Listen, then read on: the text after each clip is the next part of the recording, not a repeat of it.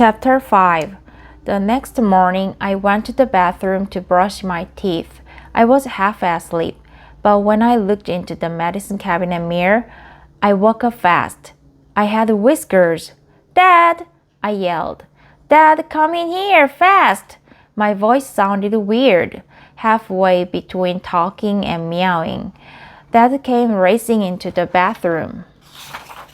"What's wrong?" he asked. "Are you all right?" "Look," I said. I pointed to my face. He leaned over and squinted. "Well," he said, "I knew you'd grow whiskers someday, Zack. I just didn't expect them so soon, or in neat rows on both sides of your nose." Dad came back with his electric razor. "I sure hope Maurice can help us," he said. Then he plugged in the razor and gave me my first shave. The cat show was amazing. There were hundreds of cats in Madison Square Garden, thousands of cats. Siamese cats, Persian cats, Himalayan cats, Abyssinian cats, Manx cats, Rex cats, Russian blues, which are actually not blue but gray. Each one was next to its proud owner. There were cats with really long bush fur. There were cats without any fur at all. The hairless cats looked wrinkly and gross. They looked like they needed to be ironed or something. People in booths were selling all kinds of cat stuff. Cat collars, cat brushes, cat toys. I begged my dad to buy me a rubber mouse, but he said no. There was a little roped off area where judges were looking over cats, lifting their paws, lifting them into a standing position, lifting their tails. None of these cats seemed to be having any fun. When we got to booth 87, there was Great-Grandpa Maurice. I almost didn't recognize him. He looked like a brand new cat. Last time I saw him, he was a scruffy old gray tomcat. Last time I saw him, he was missing half the whiskers on the left side of his face. Now he was clean, fluffed up, and really well groomed, and his whiskers had grown back in, or else he was wearing fake ones. But it was Maurice all right.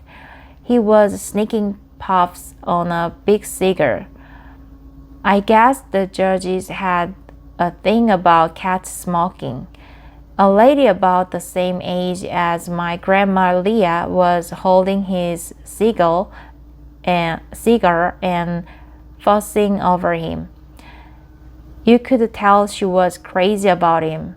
I went right over and hugged him. "Zack," Maurice said in a low voice, "you came." He looked around quickly. I guess to make sure no one could hear a cat talking. "Zack, Dan, say hello to Bernice," said Maurice. "It was her idea to enter me in this show. Bernice, this is my great-grandson Zack and my grandson Dan. Maurice has told me a lot about both of you," said Bernice. "I met this lovely lady in a deli in Palm Beach," Maurice explained. "We were both buying pickles. Kosher deals. It was love at first sight. Bernice seemed very nice. She was kind of plump. She was wearing a very large dress with flowers all over it. Spencer and I could have used it for a tent. She also had really big hair that didn't move. The color of her hair was one I had never seen before." "So, Maurice," said Dad, "do you have any ideas about how to help Zack?" I don't know, said Maurice. How's your condition, Zack? Any better? No, I said. Worse. Don't look so sad, both of you, said Maurice. Hey, here's a cat joke to cheer you up. What kind of car do cats drive in Florida? I don't know, I said. But I'm not really in the mood for jokes right now. A Cadillac, said Maurice. A Cadillac, get it? Yeah, I said. I get it. Have you thought about my problem at all? Sure, he said. But first, we have to cheer you up. Okay, another joke. What two sports cars do cats like best? Come on, I already told you I'm not in the mood for jokes, I said. A Ferrari and a Maserati, said Maurice, chuckling. He poked Bernice in the ribs.